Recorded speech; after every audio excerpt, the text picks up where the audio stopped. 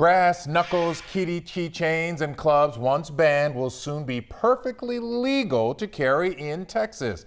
Governor Greg Abbott signed the brass knuckle bill over the weekend, starting a different kind of conversation about self-defense. Josh Marshall spoke with an expert about lifting the ban. We consider self-defense to be a life skill. It's something that everybody should know. As the threats change on the street, the system changes. We don't do anything just because it's tradition.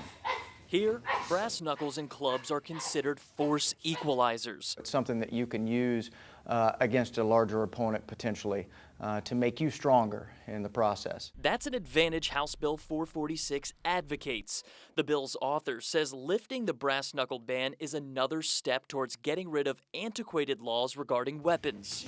But just because they're legal to carry starting September 1st doesn't mean it's always legal to use them. There's kind of two levels of this, right? There's you being able to use one of those weapons, potentially, but there's also the potential of somebody using one of those weapons against you. In 2017, lawmakers lifted a century-and-a-half ban on carrying knives in public. It's been legal to openly carry firearms, and soon, brass knuckles will join the list. In Houston, Josh Marshall, KHOU 11 News.